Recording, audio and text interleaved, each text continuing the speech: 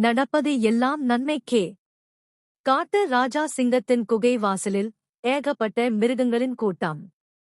காட்டு ராஜா வேட்டையாடச் சென்றபோது கால்விரலில் அடிபட்டு விரல் துண்டாக்கி விட்டதென்று அறிந்து துக்கம் விசாரிக்கத்தான் காட்டு பிரஜைகளான மிருகங்கள் கூடியிருந்தன. ஒவ்வொரு மிருகமாக வரிசையில் நின்று குகையின் உள்ளே சென்று சிங்கராஜாவை பார்த்துவிட்டு திரும்பின. சிங்கராஜா காலில் பலமான கட்டுடன் கட்டிலில் படுத்து கிடந்தது. அருகே சிங்கராணி வழியும் கண்ணீரும் சிந்திய மூக்குமாக அமர்ந்து இருந்தது.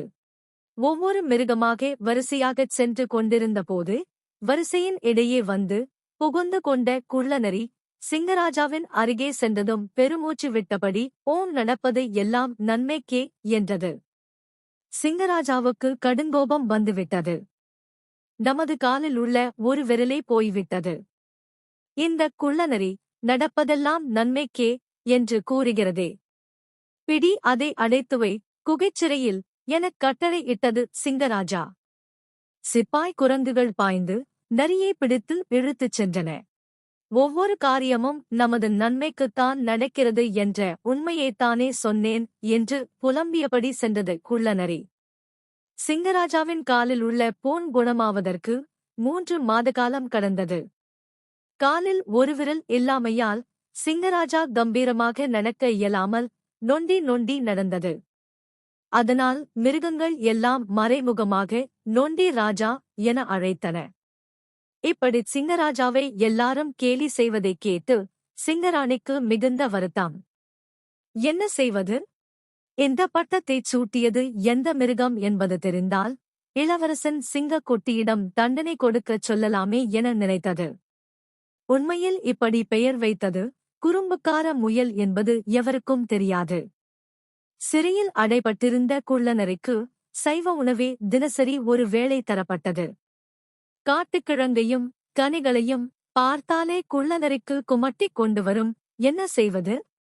வாயை வைத்துக்கொண்டு சும்மா இருக்காமல் வார்த்தையே கொட்டிவிட்டு வாழ்க்கையே கெடுத்துக் கொண்டோமே என ஏக்கப் பெருமூச்சு விட்டுக் கொண்டிருந்தது குள்ளநரி. வெகு நாட்களாகியும் குணமாகாமல் காலை நொண்டிக் கொண்டே ஒரு நாள் காட்டில் வெகுதூரம் வேட்டைக்கு வந்துவிட்ட சிங்கம் ஒரு இடத்தில் திறந்து வைக்கப்பட்டிருந்த ஒரு கூண்டுக்குள் ஆட்டுக்குட்டி ஒன்று இருந்ததைக் கண்டது. ஆவலுடன் ஆட்டுக்குட்டியின் மீது பாய்ந்து கடித்து குதறித் தின்றது. தின்று முடிந்து ஏப்பம் விட்டபடி திரும்பிய சிங்கம் அந்த இரும்பு கூண்டில் கம்பிக்கதவால் மூடப்பட்டிருந்ததைக் கண்டு திகைத்தது. மடத்தனமாக கூண்டுக்குள் அகப்பட்டுக் கொண்டோமே என்று நினைத்து வேதனைப்பட்டது. ஆத்திரத்தில் கர்ஜனை செய்தது. அப்போது கூண்டில் அடைப்பட்ட சிங்கத்தை தங்கள் வண்டியில் கட்டி இழுத்துச் சென்ற காவலர்கள் நம் இளவரசர் கேட்டபடி அவர் விளையாடுவதற்கு ஒரு சிங்கம் கிடைத்துவிட்டது. இதை பார்த்தால் மிகவும் மகிழ்ச்சியடைவார். இளவரசரின் மகிழ்ச்சியைக் கண்டு மன்னர் நமக்கு பரிசுகள் கொடுப்பார் என்றெல்லாம் பேசிக்கொண்டே அரண்மனையை அடைந்தனர். கூண்டிலிருந்த சிங்கத்தை இறக்கிய போதுதான் அது நொண்டி நொண்டி நடந்ததை அறிந்தனர். இதைக் கண்டு வருந்திய அவர்கள், இது ஊனமுற்ற சிங்கம். இதை நம் இளவரசர் விளையாட பழக்கப்படுத்த முடியாது. எனவே இதை காட்டில் கொண்டு போய் விட்டு விடுவதே நல்லது என்று கூறியபடி சிங்கத்தை மீண்டும் காட்டுக்குள் கொண்டு சென்று விட்டுவிட்டு திரும்பினர் காவலர்கள். சிங்கத்திற்கு மகிழ்ச்சி பொங்கியது. நமது கால் விரல் இல்லாததால்தான் நம்மை விட்டு விட்டார்கள். நடப்பது எல்லாம் நன்மைக்கே என்று அன்றைக்கு நரி சொன்னபோது ஆத்திரப்பட்டு அதைக் கூண்டில் அடைத்தோம். ஆனால் அது சொன்னது சரி என்று இப்போதுதான் உணர முடிகிறது என்றெல்லாம் நினைத்தபடி தனது குகைக்குச் சென்ற சிங்கம் தனது மனைவியிடமும் குட்டிகளிடமும் நடந்ததைச் சொன்னது. உடனடியாக சிப்பாய் குரங்குகளை அழைத்து சிறையைத் திறந்து குள்ளநரியை வெளியில் அனுப்புங்கள் என்று உத்தரவிட்டது. அதன்படி சிறையை விட்டு வெளிவந்த குள்ளநரியை வரவேற்ற சிங்கராஜா, அறிவுக்கடலே, இன்று முதல் நீங்கள்தான் எனது மந்திரி, நடப்பது எல்லாம் நன்மைக்கே என்று அன்று நீங்கள் சொன்னது உண்மையாகிவிட்டது.